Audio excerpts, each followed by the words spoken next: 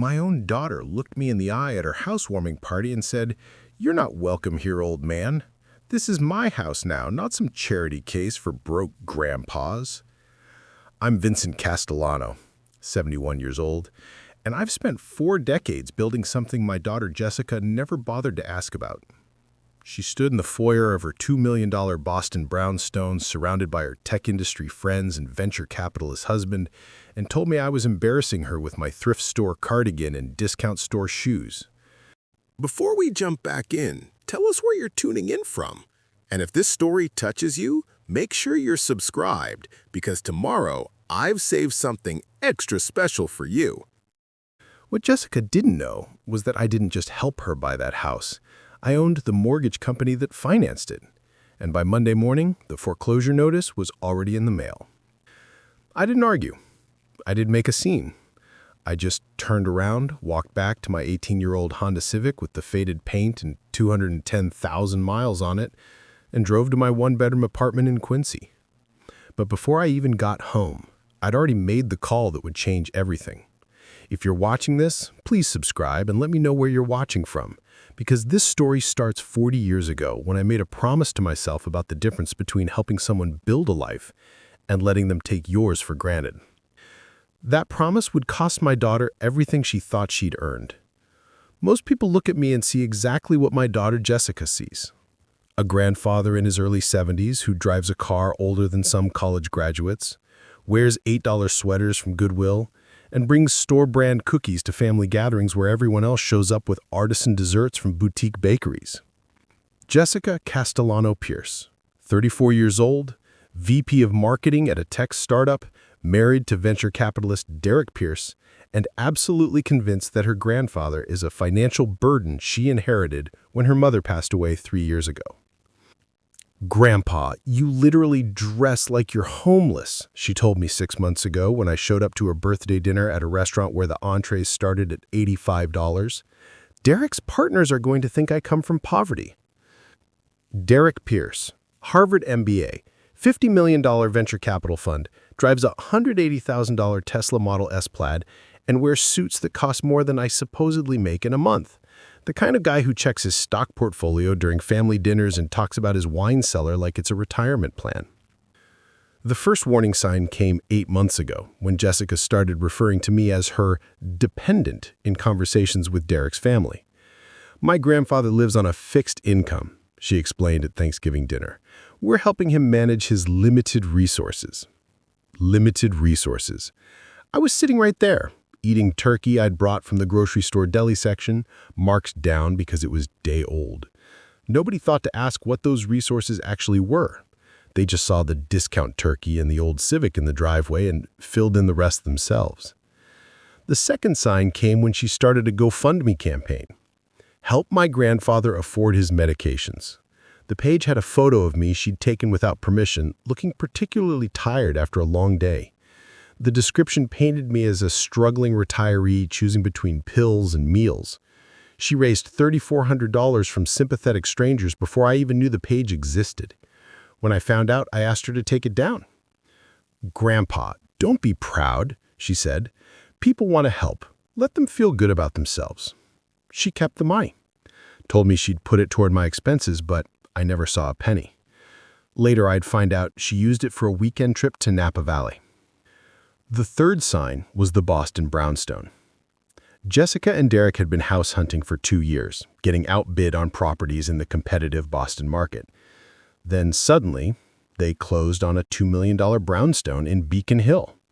3 stories, original hardwood floors, rooftop deck with city views, the kind of property that usually goes to cash buyers or people with serious connections.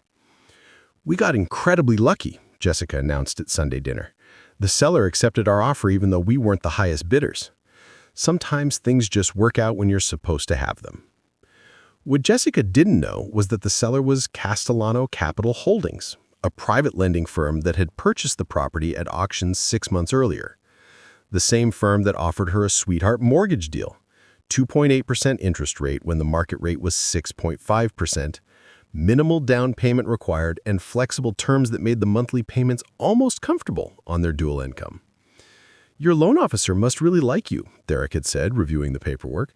These terms are almost too good to be true. They were too good to be true, but Jessica never asked why. She just signed the papers and started planning her housewarming party.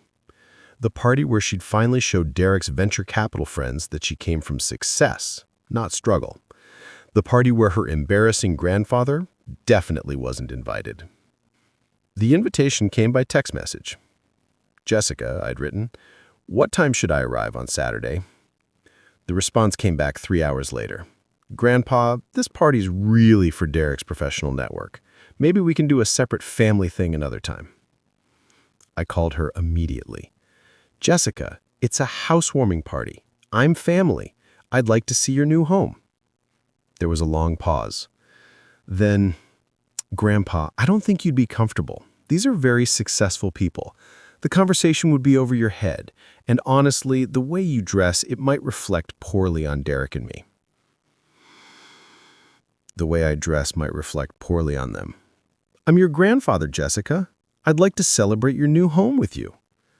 Look, she said, her voice taking on that patient tone people use with elderly relatives they think are losing their mental sharpness. I know you mean well, but this is important for Derek's career. His partners are going to be there. Maybe you could just send a card or something. A card? To my own granddaughter's housewarming party? What if I promised to stay in the background? I asked. Just for an hour. Grandpa, no. I'm sorry, but no. This isn't the right event for you. I should have let it go. Should have respected her wishes and sent a card with a check for $50 from my supposedly limited fixed income.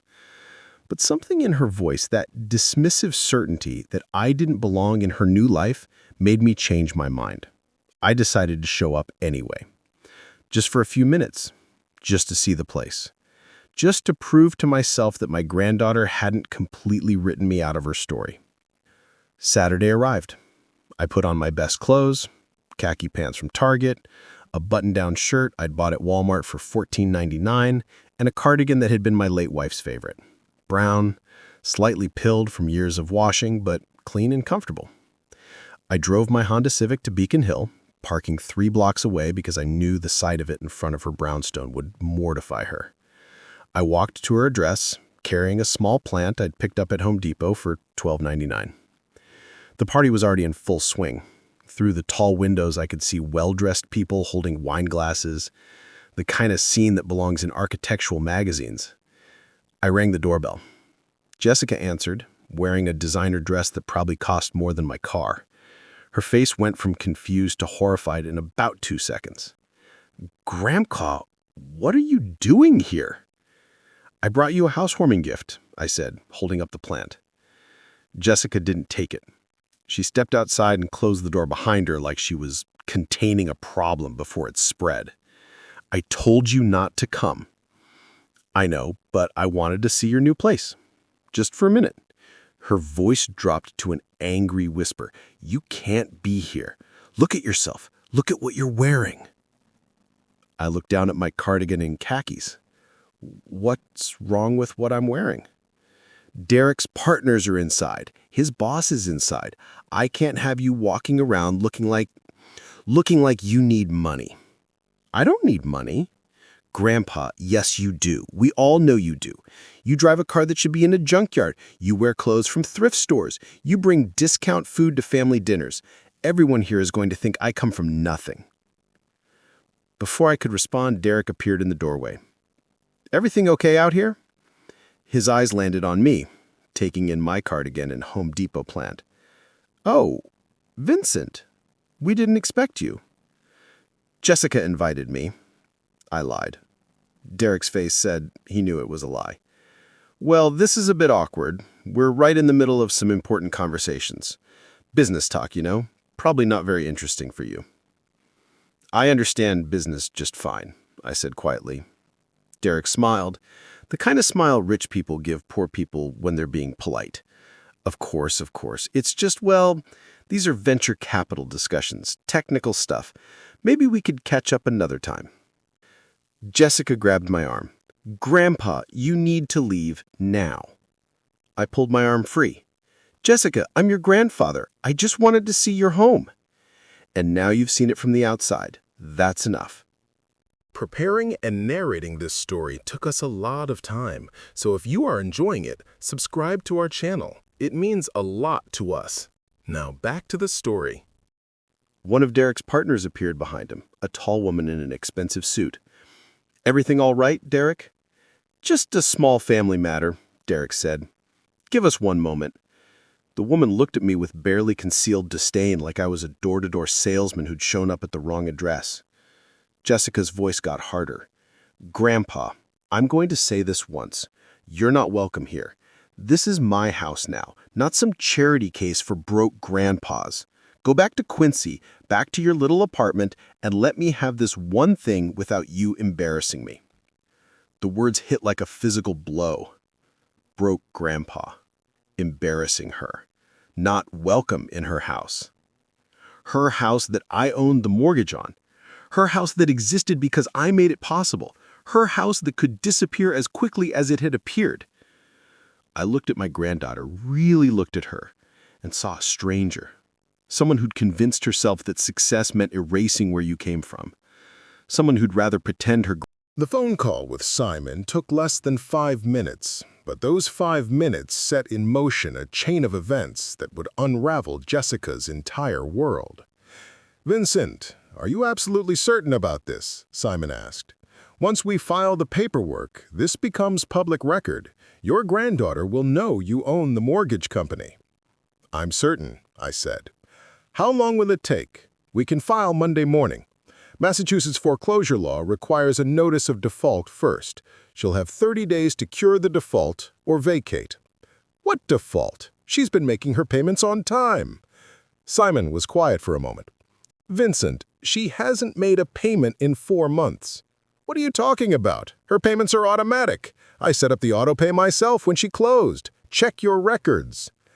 I hung up and called the office. Castellano Capital Holdings operated out of a modest building in Cambridge. Nothing fancy, just efficient. My assistant Patricia answered on the second ring. "Patricia, I need you to pull the payment history on the Beacon Hill property, the Pierce account." "Right away."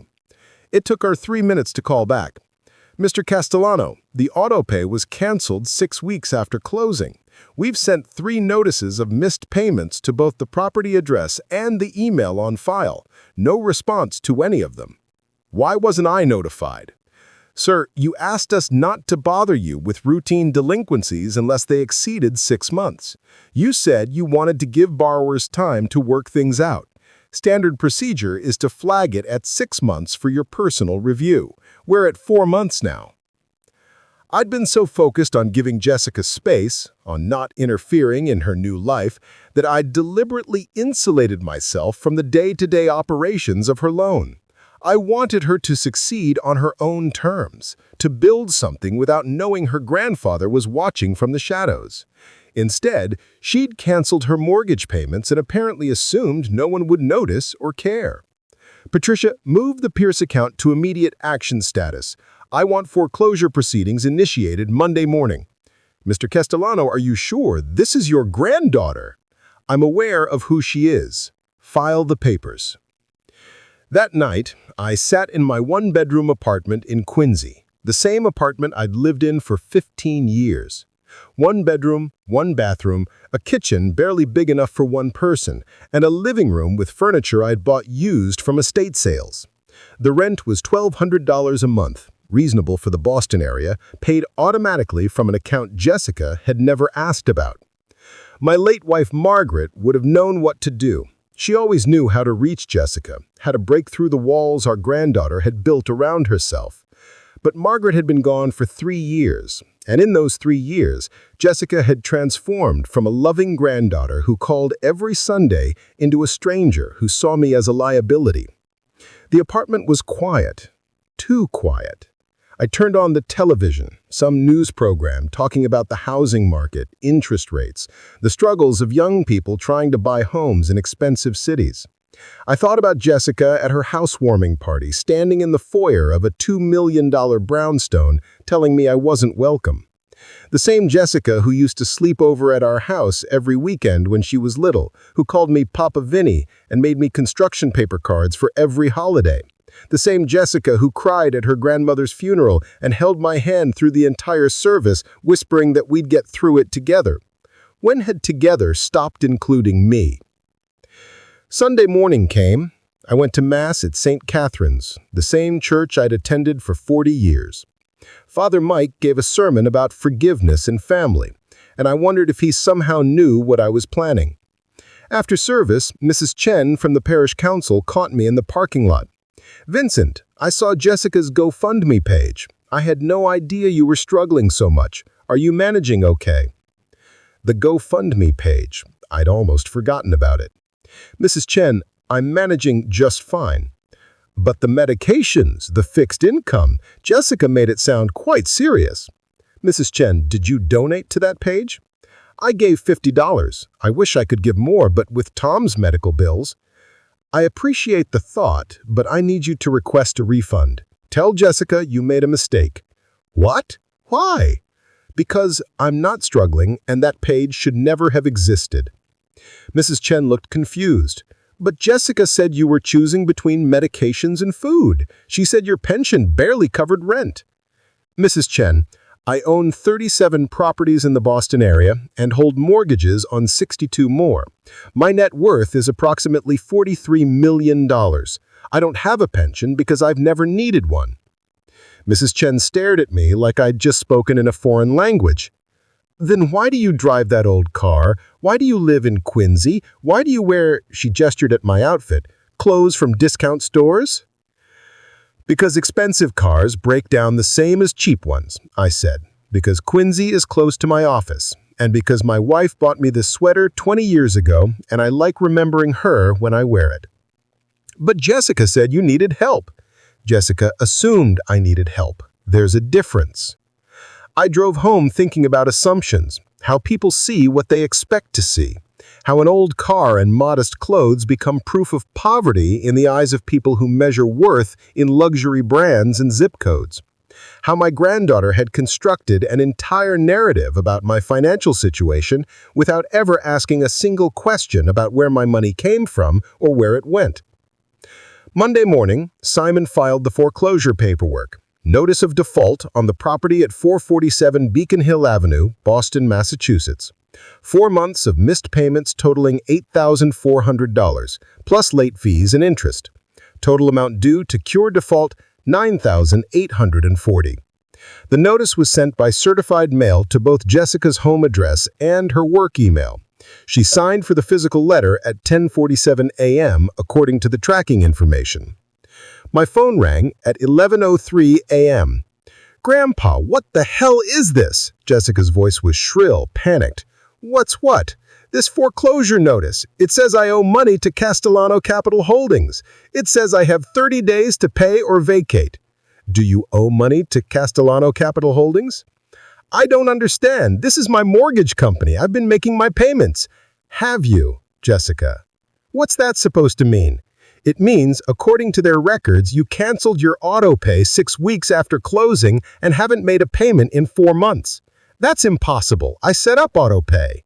"Who's been sending you mortgage bills?" "Nobody sends me bills. It's automatic. It's supposed to be automatic."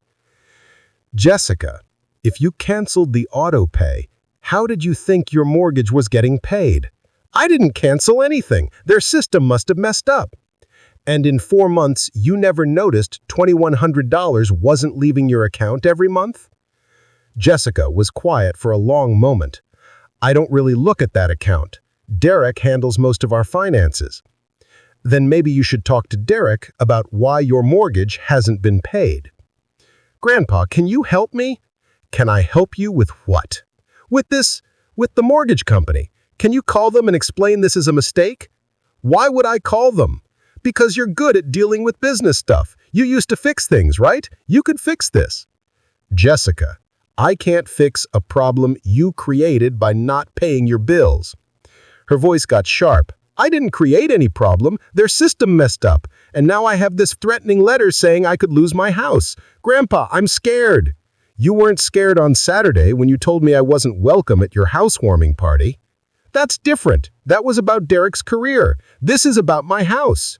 Your house that you haven't been paying for? Can you please just help me? What kind of help are you looking for? I don't know. Call the mortgage company. Tell them this was all a mistake. Tell them I'll start making payments again. It wasn't a mistake.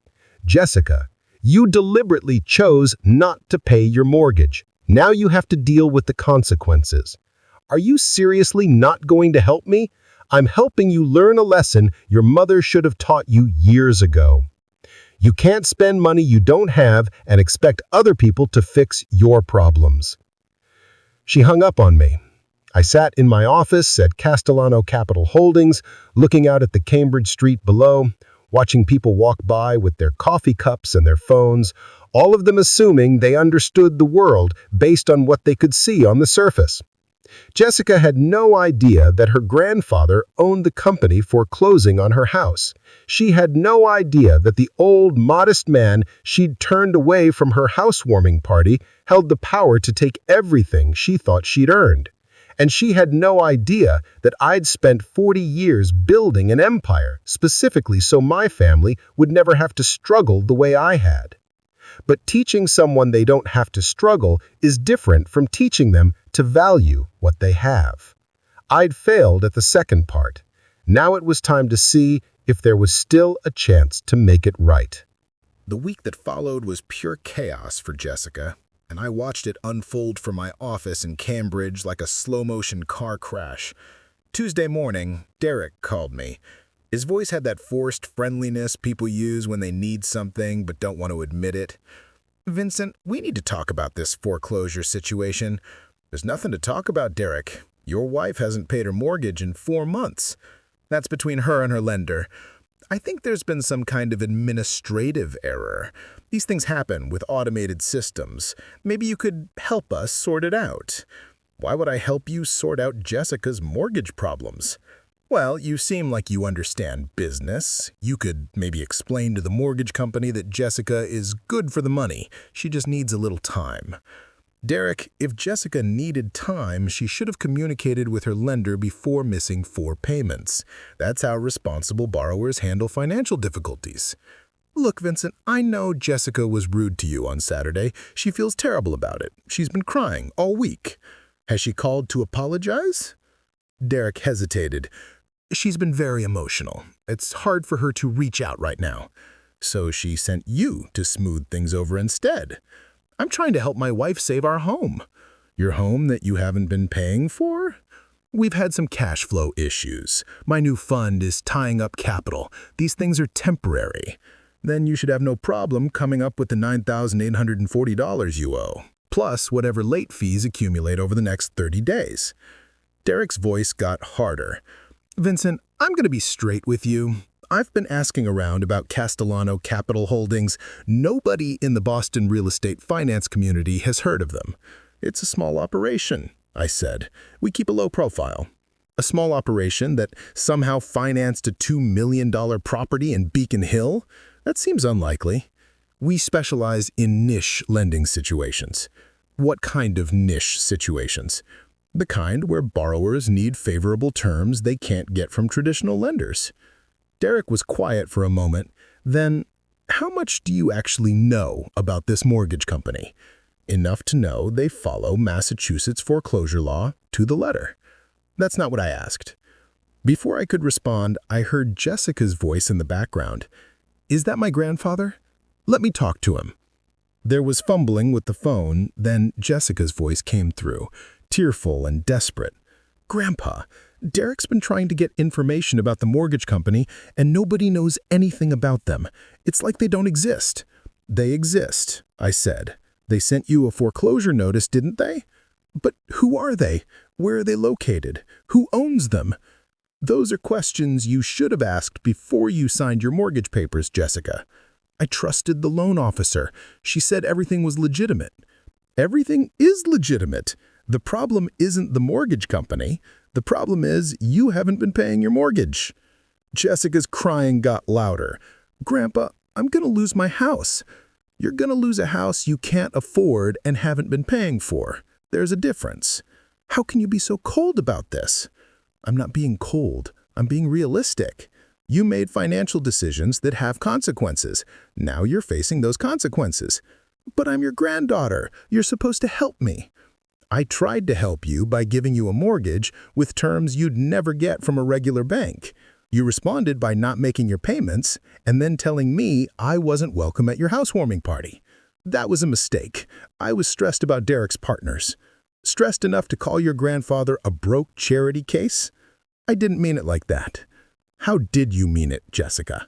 When you told me I wasn't welcome in your house, when you said I was embarrassing you, when you implied I was too poor and stupid to understand Derek's venture capital conversations, how exactly did you mean all of that? Jessica was sobbing now. I was wrong, okay? I was wrong. I'm sorry. What are you sorry for? For saying those things. For hurting your feelings. What about the GoFundMe page? What about it? You raised $3,400 from people who thought I was choosing between medications and food. You kept that money. You used it for a vacation to Napa Valley. That was different. How was it different? It was for my mental health. I needed a break from work stress. So you lied to strangers about your grandfather's financial situation, took their charity money, and spent it on wine tasting in California. And you think saying sorry makes that okay? Grandpa, I'll pay back the GoFundMe money. With what money, Jessica? You can't even pay your mortgage. I'll figure something out. Just please help me with the mortgage company. Please call them and ask them to give me more time. I already told you I'm not doing that. Why not? Because you need to learn that actions have consequences. And because at some point, you need to figure out how to solve your own problems instead of expecting other people to rescue you. Derek took the phone back. Vincent, I'm being unreasonable. A foreclosure will destroy Jessica's credit. It'll impact her career. Her tech company does background checks that include financial responsibility assessments. Then perhaps she should have thought about that before she stopped paying her mortgage. We're willing to make a payment plan. We can catch up over the next 6 months. The foreclosure notice gives you 30 days to pay in full or vacate. Those are your options. That's not enough time. It's exactly as much time as Massachusetts law requires. Vincent, I'm asking you man to man, can you help us work something out with this mortgage company? Why do you keep asking me to intervene with the mortgage company? Because you seem like you know people. You've been around Boston a long time. Maybe you have connections. What kind of connections do you think I have, Derek? You think some broke old man in a thrift store cardigan knows high-level real estate finance executives? Derek didn't answer. That's what you think, isn't it? You think I'm some working-class guy who happened to know a guy who knew a guy. You think I'm the kind of person whose connections come from fixing rich people's toilets and hoping they'll throw me a favor. Vincent, I didn't say that. You didn't have to. Jessica made it very clear on Saturday what kind of person she thinks I am. What kind of person you both think I am. And now you want that person to use his imaginary connections to save you from your own financial irresponsibility. I hung up. Wednesday afternoon, Patricia buzzed my office intercom. Mr. Castellano, there's a woman here to see you. She doesn't have an appointment. Who is she? She says she's your granddaughter. I looked at my calendar. I had a meeting with 3 property managers in 20 minutes, then a conference call with my attorneys about a commercial property acquisition. Send her in. Jessica walked into my office, and I barely recognized her. No designer clothes, no perfect makeup, just jeans and a sweater and eyes that were red from crying. She looked around my office like she was seeing it for the first time, taking in the simple desk, the filing cabinets, the window overlooking Cambridge Street. Grandpa, what is this place? This is my office. Your office? I work here. Jessica looked confused. But this is the building where the mortgage company sent the foreclosure notice. The return address was this building. That's correct. Are you... She looked around again, taking in the nameplate on my desk that read Vincent Castellano, CEO. Are you connected to Castellano Capital Holdings somehow? You could say that. Grandpa, how are you connected to them? I founded them 42 years ago. I've been the CEO ever since. Jessica sat down hard in the chair across from my desk. You founded the mortgage company that's foreclosing on my house? That's correct. But that means you own my mortgage. I own a lot of mortgages, Jessica. 62 of them currently, spread across the Boston area. But mine specifically. You own mine specifically. I pulled up her file on my computer screen and turned it so she could see. Pierce, Jessica, and Derek. Property address 447 Beacon Hill Avenue. Original loan amount $1.92 million. Current balance $1.89 million. Payments missed 4. Total amount due, including late fees and interest, $9,840. Jessica stared at the screen. You've known this whole time. Known what? That I wasn't paying my mortgage? That I was in default? That I was going to be foreclosed on? I knew you weren't making your payments, yes. The system flags delinquent accounts automatically. And you didn't tell me? Why would I tell you? You're an adult. You're responsible for managing your own finances. But you're my grandfather, which is exactly why I shouldn't have to remind you to pay your bills. Jessica's face crumpled. So on Saturday, when you told me I wasn't welcome at your housewarming party, you already knew you could take my house away from me. I knew you were 4 months behind your mortgage, yes. And you let me stand there and humiliate me. You let me call you a broke grandpa and tell me that I was embarrassing you, and you didn't say anything. Jessica, what did you want me to say? You wanted me to pull out my CEO credentials and wave them in Derek's face? You wanted me to announce to all his venture capital friends that I owned your mortgage and could foreclose whenever I wanted? Would that have made you treat me with more respect? She started crying again. I don't understand any of this. You drive a 20-year-old car. You live in a one-bedroom apartment in Quincy. You wear clothes from Goodwill. How are you the CEO of a mortgage company? Because expensive cars don't make you wealthy, Jessica. They make you look wealthy. There's a difference. But your apartment, your clothes, the discount cookies you bring to family dinner. Jessica left my office without another word, and I watched her walk to her Range Rover parked in the loading zone outside. Even in crisis, she'd park illegally rather than walk an extra block. Some habits die hard. The next 2 weeks were a masterclass in watching privilege collide with reality. Jessica tried everything except the one thing that would have solved her problem, which was coming up with the money she owed. First, she tried to refinance. I heard through Patricia that she'd applied to 7 different lenders, all of whom denied her application once they saw she was currently in foreclosure. Derek called me again on Thursday. Vincent, we need to talk about this situation rationally. We're way past rational, Derek. Jessica's been to 7 banks. Nobody will refinance a property in active foreclosure. Maybe if you withdrew the foreclosure notice, we could get financing elsewhere and pay you off completely. Why would I withdraw a legitimate foreclosure notice so you could replace me with another lender? Because we're family. You're Jessica's family. I'm just the company holding a mortgage on a property where the borrower isn't making payments. That's a very cold way to look at it. It's a very accurate way to look at it. Derek, let me ask you something. When you and Jessica were planning that Napa Valley trip, the one you paid for with her mortgage money, did you think about me at all? What do you mean? I mean, did you think about the broke old grandpa in Quincy who supposedly can't afford his medications? Did you wonder if maybe that trip money could have been better spent? That was Jessica's decision. You're married to her. You're supposed to be partners in financial decisions. Or do you just let her spend money however she wants and deal with the consequences later? Derek was quiet for a moment. Then, look, we made mistakes. We're willing to acknowledge that. Acknowledging mistakes isn't the same as fixing them.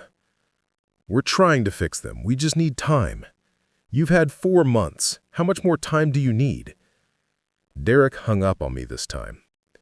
Friday afternoon, Jessica posted on social media for the first time since the foreclosure notice arrived. I didn't follow her accounts, but Patricia did, and she showed me the post on her phone. The caption read, Sometimes family disappoints you in ways you never imagined. Stay strong, everyone. The comments filled up within hours. Sorry you're going through this. Family should support family. Whatever you're dealing with, you've got this. Nobody mentioned that the family disappointment might be the granddaughter who called her grandfather a broke charity case and then stopped paying her mortgage. Saturday morning, Derek's father called me. This was new. Charles Pierce, founder of Venture Capital, one of Boston's most successful venture capital firms. Net worth somewhere north of $200 million, according to the business journals. Mr. Castellano, I'm Charles Pierce. I understand you're having a dispute with my son and daughter-in-law. It's not a dispute, Mr. Pierce. It's a straightforward case of mortgage default. I'd like to discuss a resolution. I'm listening. My son tells me you're being somewhat inflexible about the timeline. Massachusetts law allows 30 days to cure a default. I'm following Massachusetts law. Charles, we're both businessmen. Surely we can work something out that benefits everyone. What did you have in mind? I'm prepared to pay the outstanding balance personally. Consider it a family investment. That's very generous of you. However, the outstanding balance isn't the issue. The issue is that Jessica and Derek have demonstrated they can't manage a mortgage of this size. Charles's voice got firmer. Mr. Castellano, I've done some research on Castellano Capital Holdings. You operate a very small lending operation. 62 mortgages totaling approximately $87 million. That's correct. My firm manages funds totaling $3.2 billion. I understand leverage and risk management at a level your operation probably doesn't encounter. Then you understand why lending to borrowers who don't make their payments is bad business. My son and daughter-in-law had a temporary cash flow issue. They spent their mortgage money on a vacation and a Tesla upgrade. That's not cash flow management, that's financial irresponsibility. Charles was quiet for a beat. Mr. Castellano, what would it take for you to withdraw this foreclosure? Nothing. Because this isn't about money. Then what is it about? It's about teaching my granddaughter that she can't treat people like garbage and expect them to rescue her when her own choices blow up in her face. Charles's voice got cold. I see. So this is personal. This is educational. There's a difference. Mr. Castellano, I'm going to be very direct with you. If you proceed with this foreclosure, I will make it my personal mission to ensure Castellano Capital Holdings never does business in Boston again. I have relationships with every major commercial bank, every regulatory body, and every real estate attorney in this city. One phone call from me can freeze your lending operations indefinitely. Mr. Pierce, are you threatening me? I'm explaining reality. You're operating a small business in a market I've controlled for 30 years. You don't want me as an enemy. Actually, Mr. Pierce, I think you don't want me as an enemy. What's that supposed to mean? It means that I've been doing business in Boston since before your firm existed. It means that I hold mortgages on properties that several of your portfolio companies lease. And it means that if you threaten me again, I'll call those mortgages due, and your tenants will have 30 days to vacate or find new landlords. You can't do that. Massachusetts law allows acceleration of mortgages under certain circumstances, including when the lender has reasonable concern about the borrower's ability to meet future obligations.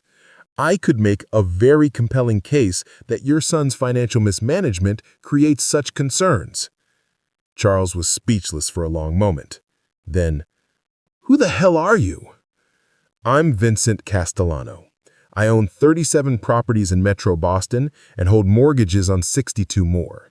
I've been doing business in 42 years, which is longer than your son has been alive. And I don't respond well to threats from venture capitalists who think money gives them the right to bully people. Charles hung up on me. Patricia looked up from her desk. Mr. Castellano, was that wise? Probably not, but it was honest. The following Monday, Jessica showed up at my apartment in Quincy. She'd never been to my apartment, never asked where I lived, never wondered how her grandfather spent his days. She knocked on the door at 7 in the morning. I opened it to find her standing in the hallway, looking exhausted and desperate. "Grandpa, we need to talk." "Come in." She walked into my small living room and looked around like she was seeing evidence of a crime. "This is where you live?" "This is where I live." "But it's so small." "It's one bedroom. It's exactly as much space as I need." Jessica sat on my used couch, the one I'd bought from an estate sale for $200 15 years ago.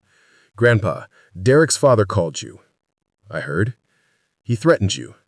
"He tried to threaten me. There's a difference." "What did you say to him?" "I explained that threats go both ways." "And now Derek is furious. His father wants him to cut ties with me because of what you said." "Jessica, your father-in-law tried to intimidate me into withdrawing a legitimate foreclosure. What did you expect me to do, just give in?" "I expected you to care more about me than about making a point." "This isn't about making a point. This is about consequences. You stopped paying your mortgage. That has consequences. You can't just take my house away." "I'm not taking anything away. You gave it up when you decided Napa Valley was more important than your mortgage payment." Jessica started crying again. "I've been crying every day for 2 weeks. I can't sleep. I can't focus on work. My boss is asking if everything's okay because my performance has dropped off. Derek and I are fighting constantly. His parents think I'm a financial liability.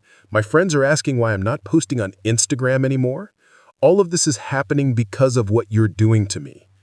"No, Jessica. All of this is happening because of what you did to yourself." She looked up at me with red eyes. "Why are you being so cruel?" "I'm not being cruel. I'm being honest. There's a difference. You're enjoying this. You're enjoying watching me suffer. I'm not enjoying anything about this situation. I'm watching my granddaughter learn a lesson she should have learned years ago." "What lesson?" "That actions have consequences, that you can't spend money you don't have, that you can't treat people like garbage and expect them to rescue you when things go wrong." "I said I was sorry." "You said you were sorry after you needed something from me. That's not the same as being genuinely remorseful." "What do you want from me?" "I want you to understand what you did wrong. On Saturday at your housewarming party, you didn't just hurt my feelings. You revealed who you've become. Someone who values appearances over relationships. Someone who measures worth in designer clothes and expensive cars. Someone who sees her own grandfather as an embarrassment rather than a person who might have his own story, his own dignity, his own reasons for living the way he does." Jessica wiped her eyes. "I didn't know you were secretly rich." "You shouldn't have needed to know I was rich to treat me with respect." "But you made it seem like you were struggling." "I never said I was struggling. You assumed I was struggling. There's a difference." "The GoFundMe page. What about it?" "I created it because I thought you needed help. You created it because it made you feel good to be seen as the generous granddaughter helping her poor grandfather. You raised 34. The foreclosure deadline arrived on a Tuesday morning. 28 days had passed since I'd sent the initial notice, and Jessica hadn't come up with the money. She'd tried everything except earning it or asking me for help in a way that showed genuine understanding of what she'd done wrong. Derek had attempted one last negotiation through his attorney, offering to pay half the outstanding balance and requesting an extension for the rest. I declined. The eviction notice was served at 9 a.m. by a county marshal who looked uncomfortable with the whole situation. Jessica and Derek had 72 hours to vacate the property. That afternoon, my phone exploded with messages. Not from Jessica, but from people I hadn't heard from in years. Cousins, old family friends, people from church, all of them asking variations of the same question. "Vincent, is it true you're evicting Jessica from her house? How could you do that to your own granddaughter?" Mrs. Chan from St. Catherine's called me directly. "Vincent, the whole parish is talking about this. People are saying you've become heartless in your old age. They're saying grief over Margaret changed you." "Maybe it did change me," I said, "but not in the way they think." "Then explain it to me, because I don't understand how the man who paid for 3 funerals for families who couldn't afford them is now throwing his granddaughter out on the street." "Mrs. Chen, did Jessica tell you why she's being evicted?" She said you're foreclosing over a misunderstanding with her mortgage company. Did she tell you she owns the mortgage company? There was a long silence. What? I own Castellano Capital Holdings. I've owned it for 42 years. Jessica's been making payments to me this whole time, except she stopped making those payments 4 months ago so she could spend the money on vacations and car upgrades. Vincent, I don't understand. Why would you foreclose on your own granddaughter? Because she needed to learn that she can't spend money she doesn't have. Because she needed to understand that actions have consequences. And because she told me to my face that I wasn't welcome in her house, that I was a broke embarrassment, and that I should go back to my little apartment in Quincy and let her have her life without me ruining it.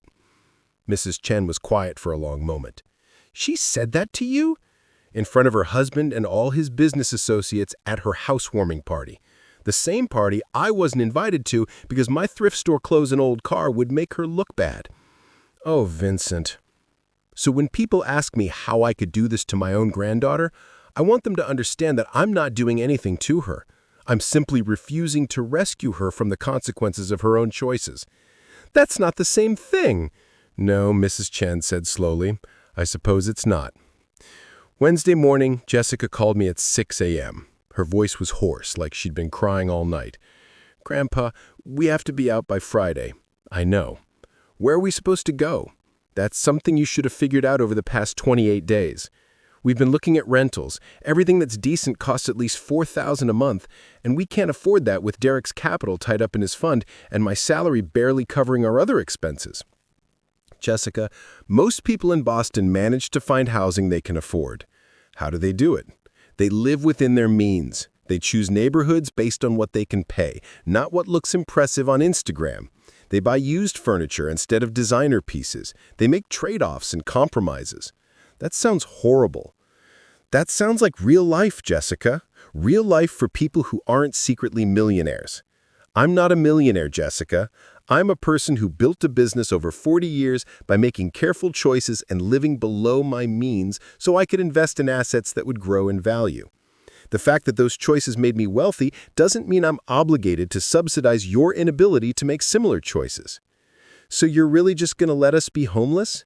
You're not going to be homeless. You're going to find an apartment you can actually afford and learn to live in it. And Derek, what about his reputation? His partners already think I'm a financial disaster. If we end up in some cheap apartment in a bad neighborhood, it's going to destroy his credibility. Then maybe Derek should focus less on his credibility and more on his actual financial management skills. Jessica was crying now. I can't believe you're doing this. I can't believe it took losing your house for you to call me before 9 a.m. This is the earliest you've called me in 3 years, because I needed to. Exactly. You needed something from me, so suddenly I'm worth talking to. When you didn't need anything, I was just an embarrassment you avoided at parties. That's not fair, isn't it? Jessica, when's the last time you called me just to see how I was doing? When's the last time you asked about my day, my health, my life? When's the last time you treated me like a person instead of either a charity case or an ATM? She didn't answer. That's what I thought. Friday morning, I drove to Beacon Hill to watch the move-out. I didn't go inside, just parked across the street and watched the movers load Jessica and Derek's belongings into a U-Haul truck. Designer furniture, expensive artwork, all the trappings of a life they couldn't actually afford. Jessica saw me sitting in my old Honda Civic. She walked across the street, her face a mixture of anger and exhaustion. Come to gloat? Come to witness. There's a difference. I don't see one. Jessica, do you remember when you were 7 years old and you stole a candy bar from the grocery store? Grandma and I caught you before we left the parking lot. What do? You made me go back inside and apologize to the manager. And I had to pay for the candy bar with my allowance money. And I never stole anything again because I was so humiliated. Jessica looked at the brownstone, then back at me. You think losing my house is the same as stealing a candy bar? I think the principle is the same. You took something that wasn't yours, you faced consequences, and you learned a lesson. Except I was 7 years old then, and I'm 71 now. At some point, Jessica, you have to be the one who teaches yourself lessons. Parents and grandparents can't follow you around forever, making sure you don't make mistakes. Eventually, you have to become an adult who makes good choices because you understand why they matter, not because someone's watching. She wiped her eyes. Where do we go from here? That's up to you. What do you mean? I mean, you can spend the next few years blaming me for everything that's happened. You can tell everyone I'm a heartless old man who threw you out on the street. You can paint yourself as a victim and never learn anything from this experience. Or you can figure out who you want to be. Someone who lives within her means, someone who values relationships over appearances, and someone who treats people with respect regardless of how much money they have or what they drive or where they live. Derek appeared on the brownstone steps, calling Jessica's name. She looked back at him, then at me. What if I can't afford to become that person? What if the only way to survive is to keep playing the game? Playing what game? The image game, the success game, the game where you have to look like you're winning or nobody takes you seriously. Jessica, you're confusing success with the appearance of success. They're not the same thing. To Derek's world, they are. Then maybe Derek's world isn't where you belong. She started to walk away, then turned back. Grandpa, are you going to keep the house? I already sold it. To who? To a developer who's converting it into 4 luxury condos. I made a profit of $340,000. And my mortgage? Paid in full by the sale. So you're walking away with $340,000 and I'm walking away with nothing. You're walking away with the lesson. Whether that's worth nothing or everything depends on what you do with it. 3 months passed. I didn't hear from Jessica directly, but I heard through church friends that she and Derek had moved to Somerville, a working-class neighborhood, nothing fancy, but safe and affordable at $2,800 a month. Derek's venture capital fund had apparently collapsed when several key investors pulled out, spooked by his personal financial troubles. He'd taken a job at a tech startup, regular salary, nothing glamorous. Jessica was still working at her company, though without the Instagram perfect lifestyle to showcase, her social media presence had dwindled to almost nothing. Then one Saturday morning, I was having coffee on the small balcony of my Quincy apartment when my phone rang. Unknown number. I almost didn't answer. Hello? Grandpa, it's Jessica. I know. How are you? I'm okay. We're okay. Derek and I are figuring things out. I heard you moved to Somerville. Yeah, it's different, smaller. The neighbors are loud sometimes, but it's ours. We're paying for it ourselves. That's good, Jessica. Grandpa, I called because I wanted to tell you something. I've been going to therapy. Dr. Morrison over at the Community Health Center. She has a sliding scale so we can afford it. What made you decide to do that? Because I realized I didn't know who I was anymore. I'd spent so long trying to be someone impressive that I forgot to be someone real. And I treated you terribly because you reminded me of everything I was trying to escape from. Reality? Honestly, yes. Jessica was quiet for a moment. Dr. Morrison asked me to write down all the things I was grateful for. Real things, not Instagram things. And you know what I realized? The only real things I had all came from you. The values Grandma taught me before she died. The work ethic you modeled even when I wasn't paying attention. The knowledge that someone loved me even when I was being awful. All of that came from you, and I threw it away because I was embarrassed by your cardigan. I didn't say anything. I wanted to hear where she was going. Grandpa, I'm not calling to ask for money or help or anything, except maybe one thing. What's that? Would you want to have coffee sometime? Just coffee. I'll pay. I smiled.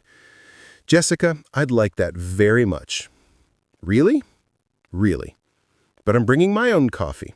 Store brand, probably. In a thermos from 1987. She laughed, and it was the first genuine laugh I'd heard from her in years. Deal. Can I ask you something? Of course. Why did you do it? Why did you really foreclose on the house? Because I loved you. Up next, you've got 2 more standout stories right on your screen. If this one hit the mark, you won't want to pass these up. Just click and check them out. And don't forget to subscribe and turn on the notification bell so you don't miss any upload from us.